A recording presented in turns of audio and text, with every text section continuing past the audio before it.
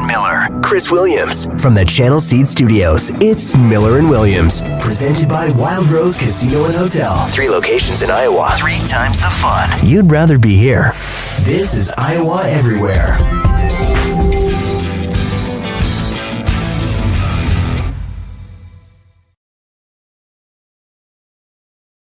What's going on? Welcome to Miller and Williams, recording mid-afternoon on the 20th of September. My name is Chris Williams. I'm joined as always by Jon Miller. I am in the Channel Seed Studios. We are presented as always by our friends at Wild Rose Casinos in Clinton, Emmitsburg, and Jefferson. They are a proud partner of Circus Sports.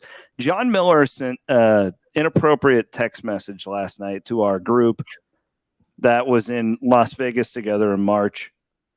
And it was some old guy playing on a stage outside of Circa. And I legitimately didn't know who it was.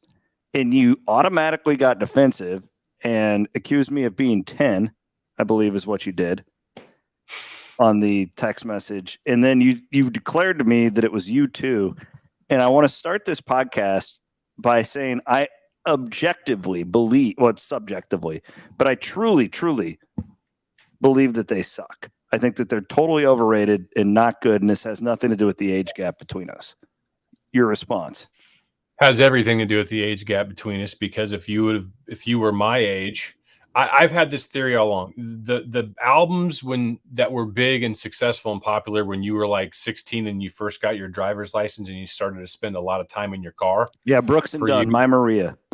Yeah, My Maria. Maria.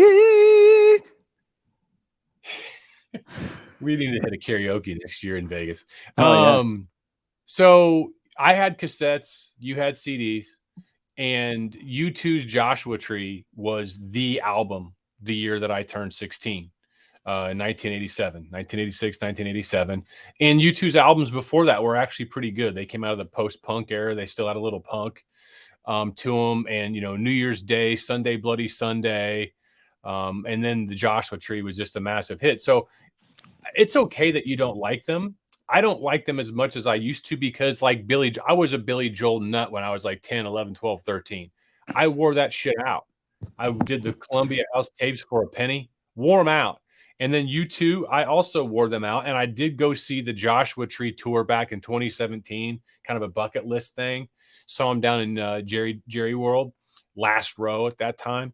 And I really haven't listened to him much since. I just am not in the vibe. I'm more I've been on a Beatles vibe hard for the last 5 years. So I get not liking them, but to say that they suck or they weren't good or they're one of the most successful touring bands in the freaking history of touring bands. Listen, I'm not denying any of that. I said from a subjective standpoint, my taste in music, I think they suck. Okay. I don't want to listen to them. I don't think they're any good. Okay. Then don't. You don't think Where the Streets Have No Name, Sunday Bloody Sunday, New Year's Day, Stories for Boys, One, Still Haven't Found I'm Looking For, that those are like shitty songs, like bad songs? That's your in your subjective view, those. Okay, then don't freaking listen to them. But just don't act like an idiot that's never heard of U2. And I send him a freaking picture. I did not know who that was. I did not know that was Bono. I did not know that. It's Bono. Bono was Cher. Sonny and Cher. Is that Bono, the guy? Didn't he beat her up? The Pride of Palm Springs. What? Didn't Bono beat up Cher? Sonny Bono? Yeah. I don't know if domestic abuse was involved. I know that Ike Turner beat up Tina Turner.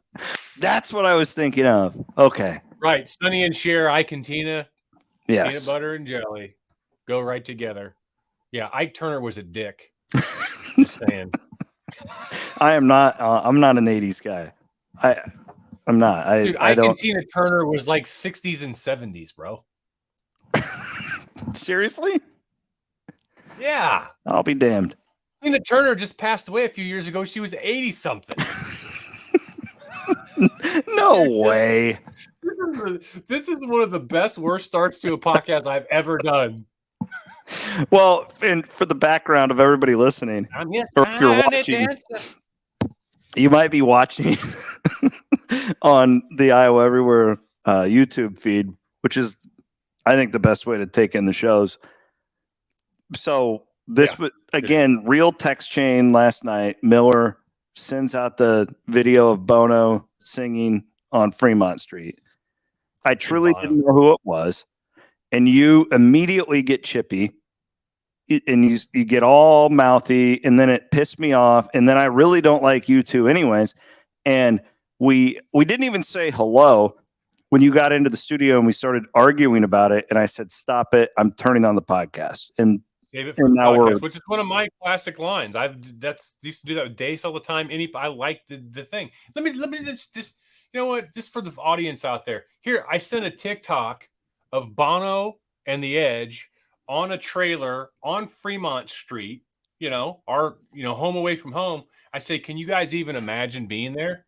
Next March, bitches, we run it back. Meaning we're back in Vegas. We're back on Fremont Street. And then Van Wink says, crazy, I'm in. Chris Williams says, who is that? And somebody says, ha, ha, ha. My friend Nick, who was there with us, says, awesome. Chris Williams says, I'm serious. I'm serious. As in, who is that? Van Wink says, come on, man. Chris Williams says again, who is that? And Van Wink says, you too. And then Chris comes in with a GIF or whatever the hell that is, overrated. And then I said, piss off, Williams. Yeah. You immediately get all and then Van Winkle says, I actually hate you two. And Chris says, so bad.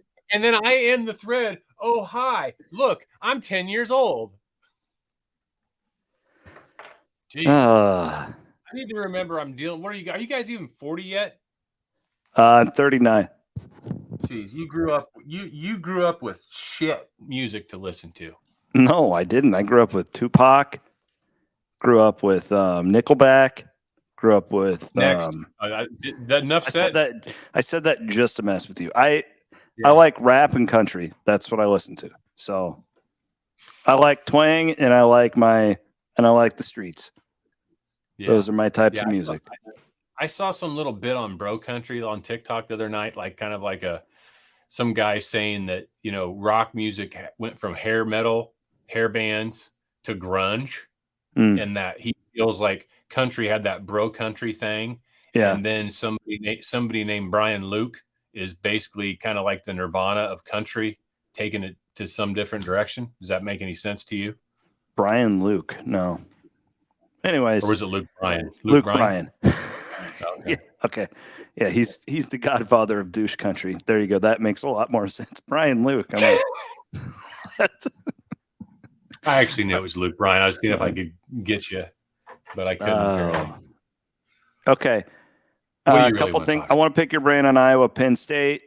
Before we go, this will have to be a shorter show because I got to get out of the studio. There's another show coming in to record.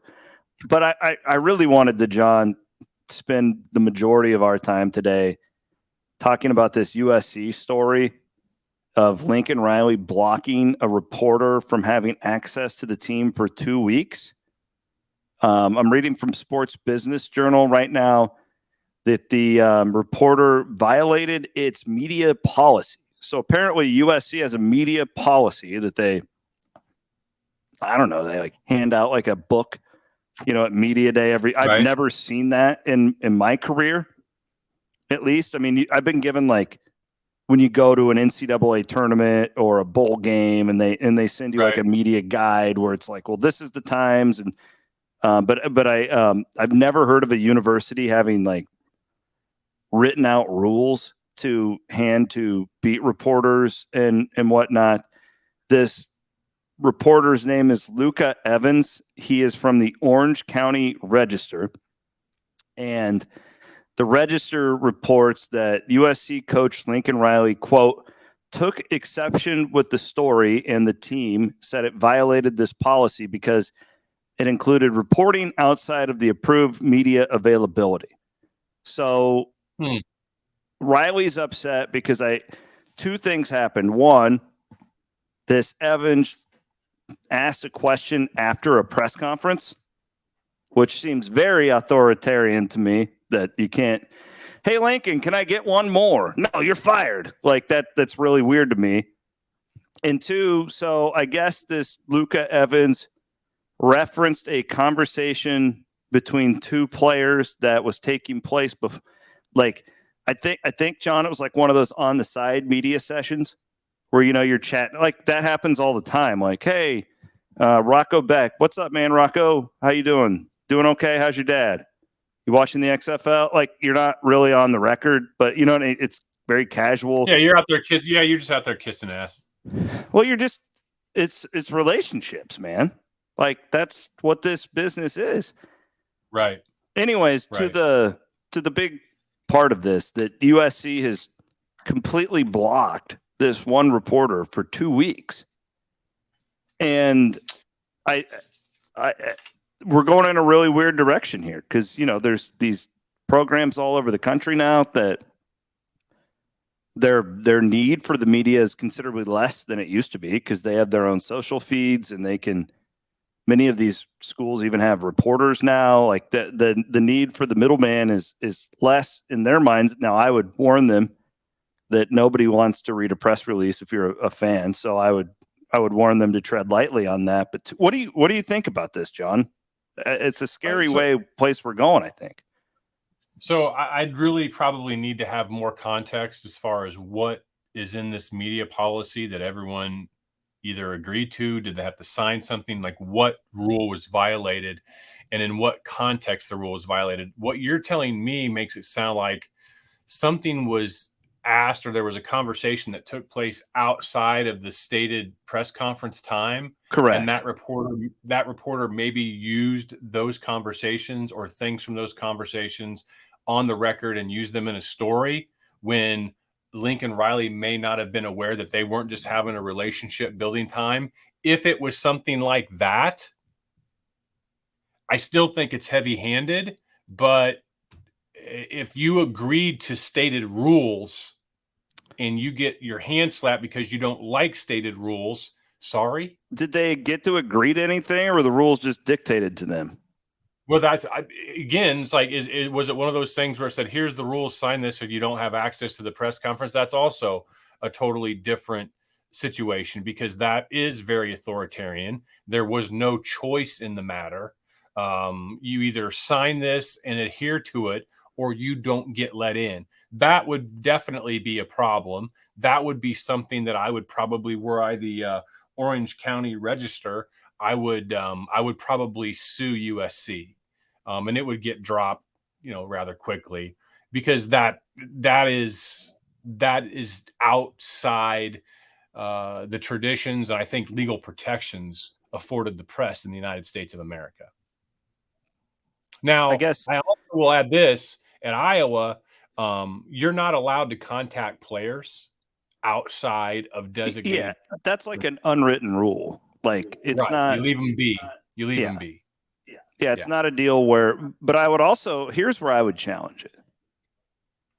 We're in a different era now. Definitely since you've been on the beat. And the reason I say that is because of name, image, and likeness. And Matt Campbell, for instance, has a policy where true freshmen don't talk to the media.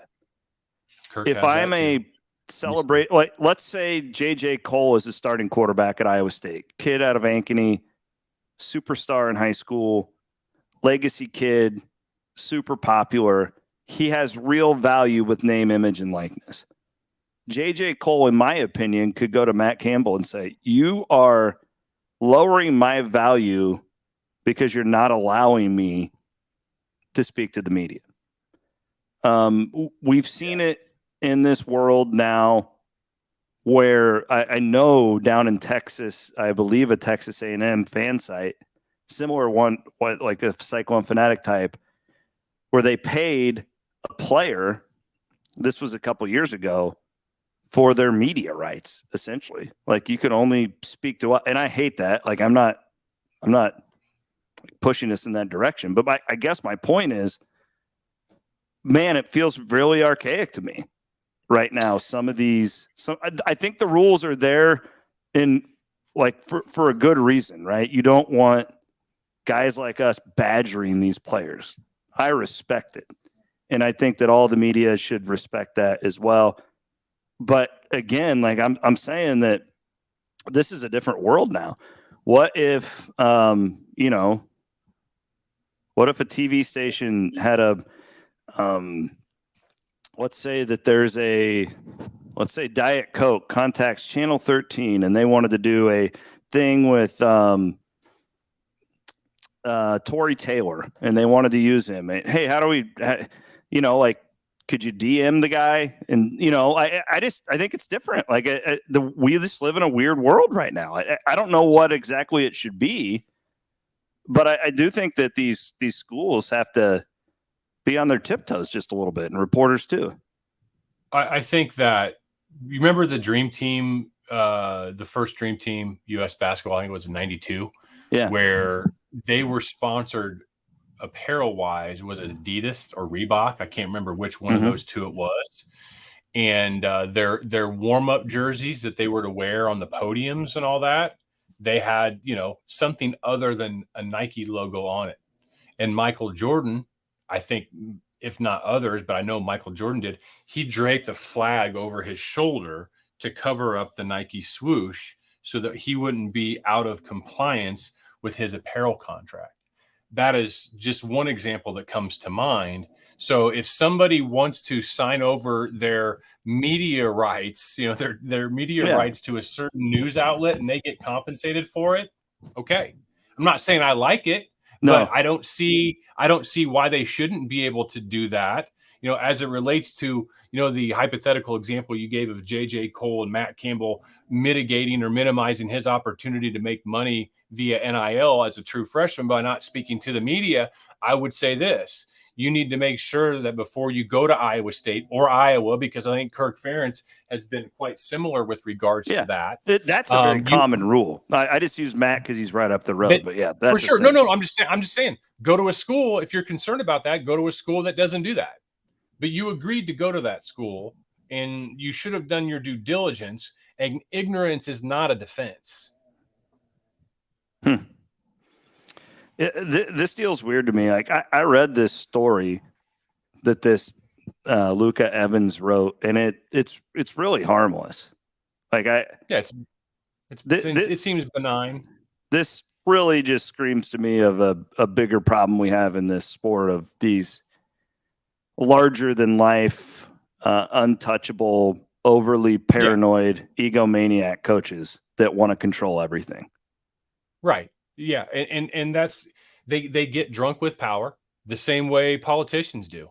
They get a little power. They have their fiefdom that they oversee. They're worshipped.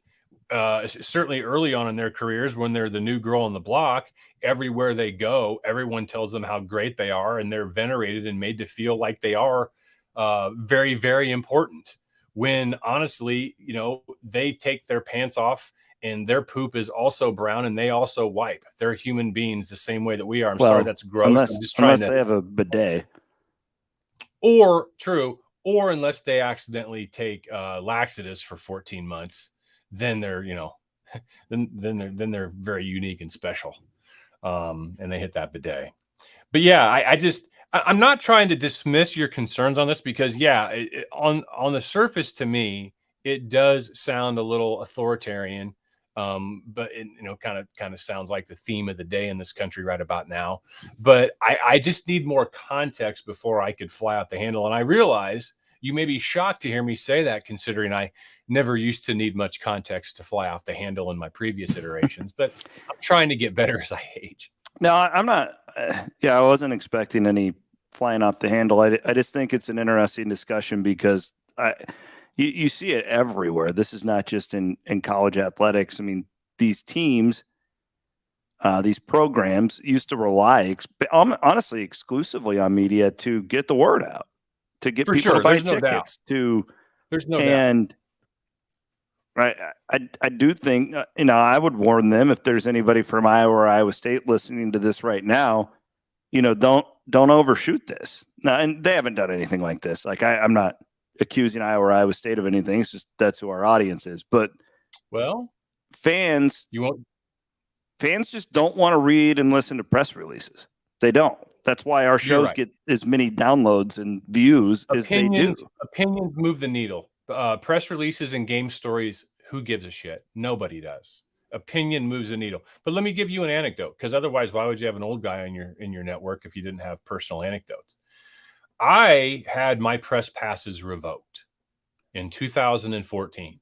Now, I had recently moved to Oklahoma from Des Moines about the year prior. I was no longer doing sound off. Jim had passed away about a year and a half before that.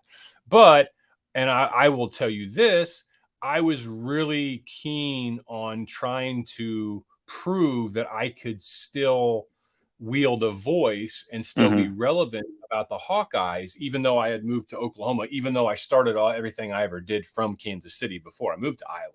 So I kind of got a little edgier. I had a little edgier presentation, a little edgier voice. And I don't mean like my tone of my voice. I just means like what I said and wrote. No, I get it. Then what I did before. And frankly, that's disingenuous. But I was almost like a 50% extra version of me, what people came to know, because I felt like I needed to swing a stick and prove that I could still move the needle, which, looking back on it now and talking about this, it's really embarrassing, frankly. But at any rate, that, honestly, though, John, was kind of my warning to these guys, because you need these real reporters in there. Like, use my and Chris's show, for instance, right? We don't do it nearly as much, but Chris and I, like, our entire show is based on presenting these stories, like real reporting from sites like ours. It's like One Fanatic or whatever Doctorman's doing with The Athletic or the Des Moines Register, whatever. Right. We take the real reporting and we form opinions off that. If you don't have the real reporting, if that starts to dwindle, you're going to have just more loudmouths like us. And oftentimes we don't have the real information. Right? Like, isn't that? You're right. You gotta. And that, and like fans, like I would guess, and I love John Walters and Gary Dolphin. I would guess that those coaches' shows on Monday nights don't get the amount of downloads that our podcasts do, because it's very press releasey, right? And it's there's no doubt they don't. They do not. And I want to send you something, because you can share screen, right? If I sent you something, or like a full screen, and if you can't, I think so. If you want, I think I can. Yes, I think I can. Okay, I'm going to find this. I'm going to send it to you, because I think that people will get a better idea of the dumbassery that I pulled, and then we can get everybody to vote. Okay, we can have people say, John, were you smart to say this, or should you have lost your press pass for what you said? So I'm going to say this right now. I didn't know this. You didn't know this? Well, okay, no. If you didn't know it, then other people probably didn't know it. Well, so I went to war with Iowa for Rob Howe and Pat Hardy, and I've never even met Pat Hardy. But remember, they started like that new website. Yeah, and that's how we got it. That's how Hawkeye Nation got its. That's how Hawkeye Nation got its credential back from me losing the credential for Hawkeye Nation when I was in Oklahoma. So I just sent you this picture. You pull it up when I say hit it. That picture of like the goblin type thing? Yeah, correct. Okay. So it's 2014, and I told you a few minutes ago that I was trying to push the bounds and I was trying to be more opinionated. I started to try to be more sarcastically funny, which is my natural state sense of humor. Those of you that have been following me on Twitter for the last couple of years, this won't shock you now, but back then I was still trying to toe the line. So I made a tweet during one of Iowa's football games in the 2014 season, which I was a dickhead that year. And I said, Iowa's offense looks like if Greg Davis and Kirk Ferentz had a love child together, it would look like the lizard baby from the 1980s TV show V. So pull that up if you can pull it up right now. God, I'm trying. Man, that was just the perfect setup. I thought you would have had all that taken care of by now. But I don't do this. I hire people to do this for me. See, and that's the difference, because I use a different service than what you. So you're using StreamYard. I use Restream for the things I do in my industry, and I have the ability to share screens, do all this.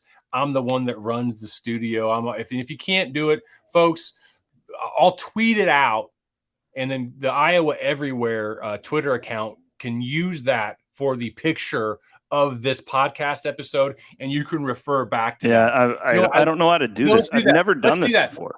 Yeah. Let's do that. Tweet it out on the Iowa Everywhere socials without any context. Say, hey, John and Chris just did a show, blah, blah, blah. And then put that on, and people are going to be like, what the hell is that thing on this? Anyway, so I then was contacted by Iowa Sports Information either that day or the next day. Really?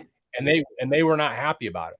They said it was incredibly unprofessional, which it was, but have I ever been accused of being a professional? And they revoked our press pass for that for a full season until the start of the 2015 season, which it was the 2015 season. And that was the whole time that Hardy and Rob and those guys started doing a venture as well. So, yeah. So Iowa can be pretty heavy-handed, but suspending a writer for 2 weeks because of a violation of a code, I want to know, did they have a choice to sign that code? Was their signing of that code dependent upon their access? Which, if it was, I would probably sue for that too. And when I say sue, I'm not somebody I've never sued anyone in my life that I can remember. I've threatened to and got things taken care of, but I was in the right on those things. But it's just like this should not happen, and it shouldn't happen with the press in this country. And I know some of you are like, oh, the press and the mainstream media, John, you got to get over that sort of stuff. Piss off. Just piss off. So. Yeah. No, I feel you. And that's my whole thing is just the precedent of it. Like, I'm trying to warn these institutions about guys like us, frankly. You don't want coming. Like as Dion says, we're coming.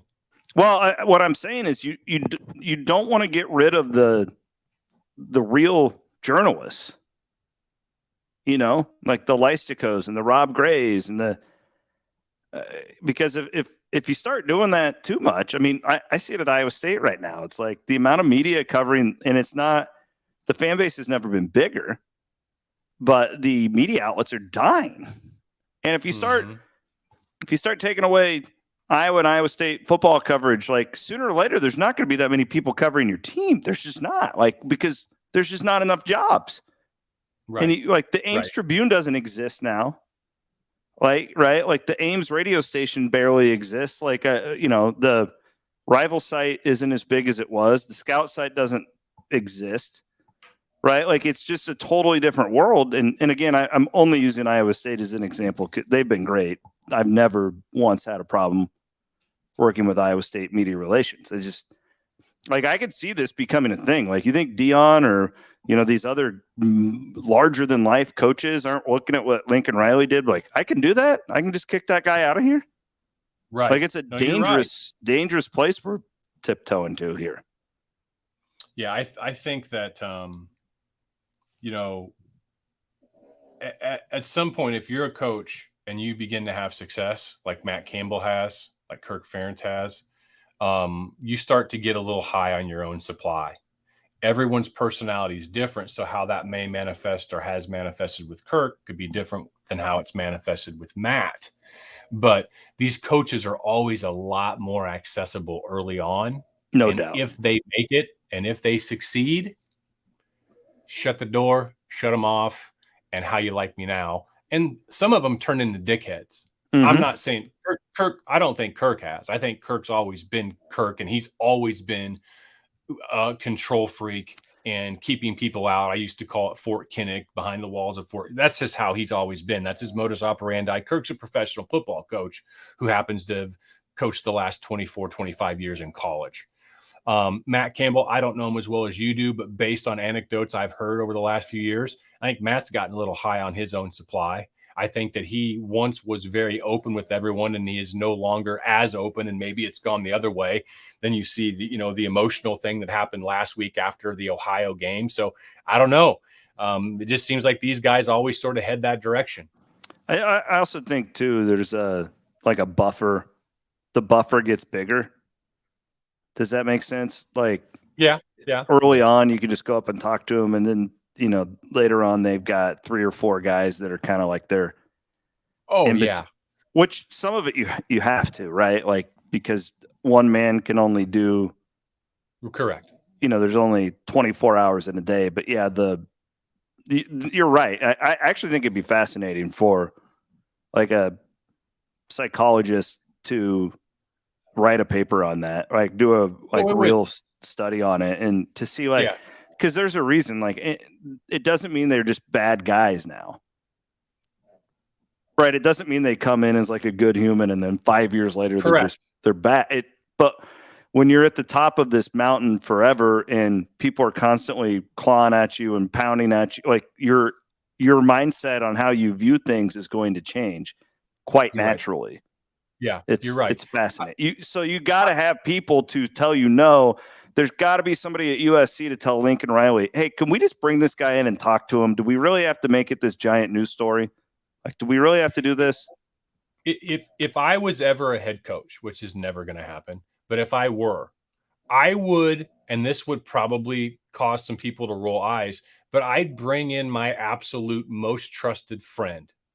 All right. Most trusted friend that I've known since childhood. And I would hire them as like a special assistant to the head coach.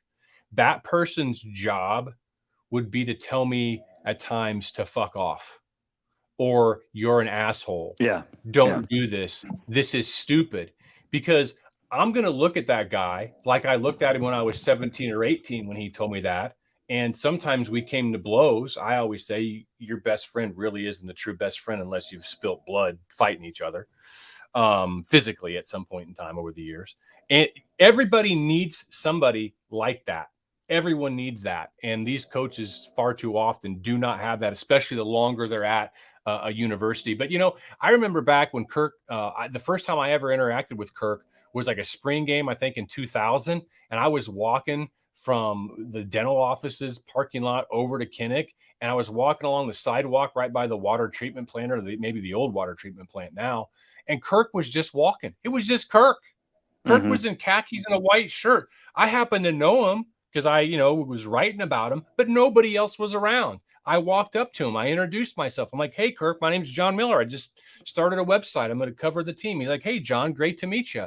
Well, then we get to the actual fall camp several months later, and I see Kirk. He sees me. He's like, hey, John, how are you?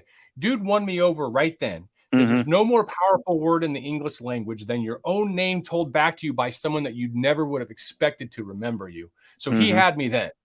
Then we go fast forward another 6-7 years. I think it was probably, I want to say 06 or 07. I was going to put James Ferentz on the cover of Hawkeye Nation magazine in the recruiting special, right? So I don't remember how Kirk caught wind of it. So my phone rings. I look at my phone and it says private. And I'm like, okay, I'll answer it. Hello, this is John.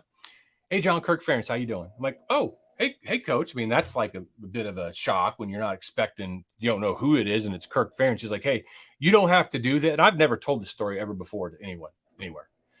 You don't have to do this, John, but I would like for you to consider a favor if you put somebody else on the cover of that magazine and not my son. And he had suggested somebody else. I don't even remember what it was. And maybe I'm getting the years wrong, but that conversation actually happened. And I did that. I said, you know what, Kirk, that's no big deal. It's no sweat off my back. It's not going to sell any more or less magazines. So sure, I'll do that. Now to this day, anytime I see my phone ring and it says private, I answer it on the outside chance it's Kirk calling me for another favor, which is really, really weird to begin with. Did he not want him on there because he didn't want to like show favor Yes, he didn't want the extra attention for his kid. He felt like other kids deserved it more, which again, Kirk's motives in this, I feel, were very good. And he gave somebody else the opportunity to have their face on a cover. So, and again, I'll always think both of our guys, having been around long enough, I certainly know Matt very well. I don't know Kirk as well, but Iowa football, when my daughter was in Iowa City a lot, or like I've told this story that they've reached out to me and offered me like office space, and like they've been phenomenal. I think both guys in our state, like if they were just sitting here with us having dinner, are phenomenal people. I think both of them have just been here so long now, even Matt, where it's just, you just develop these like buffers in between you, and then it's less open. Like I don't think either, but I have seen, and I'm not going to name names, I've seen coaches at Iowa State where they come in and they're great, and man, by year 5, you don't even recognize him. Yeah, for sure. And now, that happens. Matt, I mean, Matt's still Matt. Like he really is. Like, and I tell people he's just gotten so protective in press conferences, and he's doing all that. It's all calculated. And I hate it. I wish he'd open up, but you know what? That's just who he is. And yeah. But these guys are human, and you're right. I think the guys that Iowa has atop their programs are really good guys. Like, I would make a 5-figure donation to the University of Iowa Children's Hospital if I could get a 3-hour cooking steaks. Doesn't have to be at Kirk's house. Just grilling out, just me and Kirk, and just I can ask him whatever I want. We can talk about whatever I want. I sign a non-disclosure agreement that anything that we say during the course of that conversation, I will never repeat to another living soul as long as Kirk's alive. I would do that because I think that would be one of the most enjoyable evenings that I could possibly spend, because I find him fascinating. I find his story fascinating. I find him genuine. I find him relatable. So, yeah, I think that these guys are both good guys. Now, I wouldn't do that for Matt because I don't know Matt. I'm not as interested in him as I am. you'd love him. You really would. I'm sure I would. I would. Phenomenal. It'd be probably fun. He's phenomenal. I think they're both. I don't know Kirk as much, but I know enough people who've been around him, and that I think we got two good ones now. Hey, What? What about? Did you see that thing that Heaven's Hawkeye did? That the artificial AI intelligence the deep fake with Matt Campbell. Mm-hmm. And he also did one with Brian Ferentz. Yeah. I haven't seen the Brian Ferentz one because I could tell that everybody said it was a deep fake, and I just don't give a shit about things like that. But I clicked on the Campbell one, not knowing that it was a deep fake, and then I figured it out pretty quickly. I got to tell you, I don't like that. I don't like that at all. And maybe this is just my age deep showing. Fake things?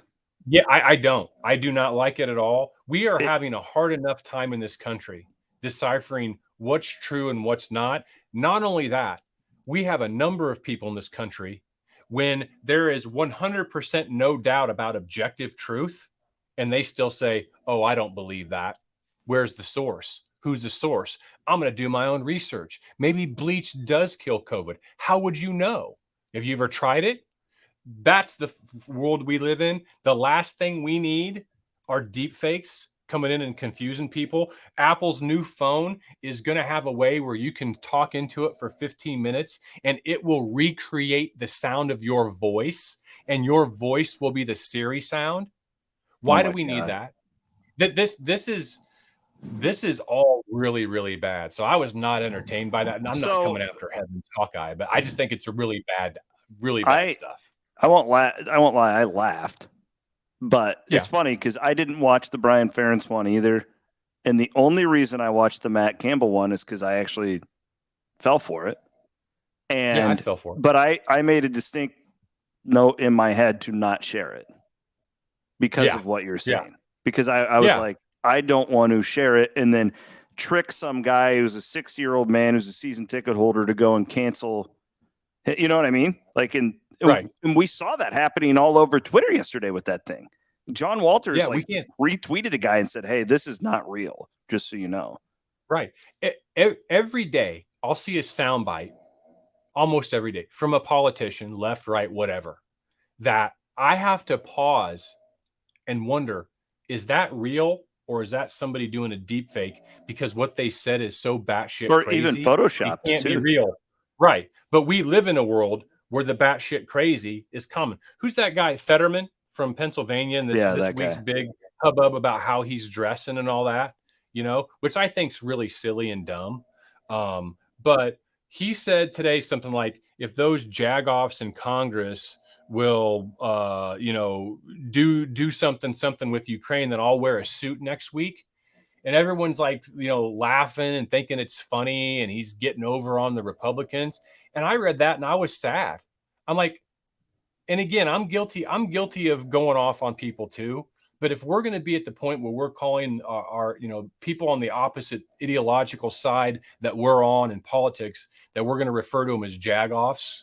Like if U.S. Congress people are going to start referring to other Congress people as jagoffs, which I know that toothpaste is way out of the tube and that genie's done left the bottle. And I know I'm guilty of it too. And it made me think I need to change. I'm still going to post things that people don't like. But I need to use more respectful language, I think. Otherwise, I'm just no better than these assholes.